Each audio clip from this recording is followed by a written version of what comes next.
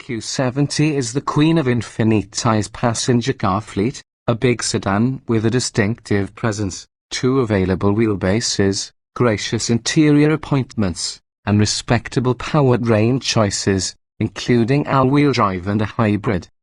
But in a segment chock-a-block with stimulating sports sedans, it rates as no more than an all-around. So what's the story? The Q70 rolled into the 2015 model year with a freshening, revised front and rear fascias and the addition of the long wheelbase version tested here, that moved it cosmetically closer to the smaller Q50. This is not a bad thing. Infiniti has done a good job creating a readily recognizable face for its offerings without resorting to excesses such as the Lexus spindle grille. Inside the Q70, which debuted back in 2011 as the M37, M56, came tweaks to content and trim, including some very tasty white ash accents in our test car, relaxed fit seats well suited to a dash from Atlanta to Abilene, and plenty of tech features. Our test car also packed $8,350 in options, most devoted to making long treks more pleasant as well as more connected. In an all-wheel drive sedan weighing well over 2 tons, the Q70 and Q70L's standard power source, a naturally aspirated 3.7-litre V6, isn't exactly breathtaking, but 330 horsepower isn't milquetoast, either. The over square 6 likes to rev, and 5.6 seconds to 60 miles per hour and a quarter mile in 14.2 seconds at 100 miles per hour is far from sluggish. Or you could upgrade to the 5.6-litre V8 version of the Q70L and lop off nearly a second in both measures.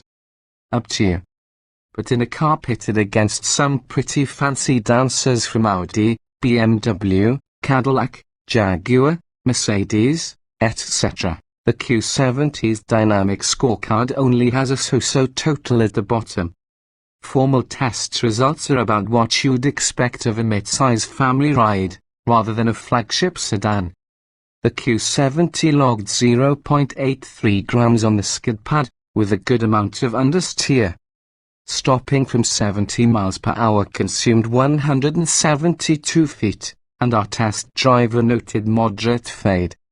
On public roads, the Q70 gives a decent account of itself until you start to near its limits, say, at 0.8. At that point, there's a little more up and down motion than we like to see in a fast sedan. There are occasional tiny tremors in the chassis, and we wish the car were equipped with shift paddles. Waggling a gear lever fore and aft just isn't satisfying. On the other hand, the 7-speed automatic does a good job when left to its own devices, responding promptly to throttle and load demands. Ride quality is reasonably smooth, body roll is modest, and the stability of all-wheel drive, augmented by progressive and totally predictable understeer, makes the Q70 a reliable ally in moderately rapid motoring. But whatever positive feelings one might entertain about the Q70's dynamics are offset by the steering. Now, this isn't a case similar to the Q50, however, which offers optional electric steer-by-wire technology, a system that has made few friends. But the Q70's speed-sensitive hydraulic rack and pinion system is irritating at the first turn of the wheel, and the irritation doesn't diminish as the miles pile up. If anything, it increases. The system is described as speed-sensitive, but after the first couple of blocks the driver begins to wonder, sensitive to what speed? Infiniti has programmed massive resistance into the system, a substitute for tactile information, which is absent, and the steering waits up the instant the driver turns the wheel more than a few degrees, even at parking lot speeds. This is tedious in pretty much any driving environment. Another source of irritation is the plethora of driver aids programmed into our test car, many of them optional, many of them capable of helping you pilot the car when its brain thinks you're in peril.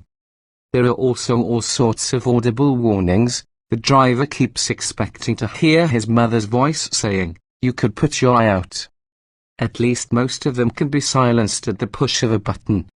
The Q70 has much to recommend it, but its shortcomings and annoyances are just too much to overcome for a car that not only trails the current crop of large luxury sedans but soon will have to battle new versions of many of them. A new Mercedes-Benz E-Class, a new BMW 5 Series, a new Jaguar XF, and a refreshed Audi A6 are on the way.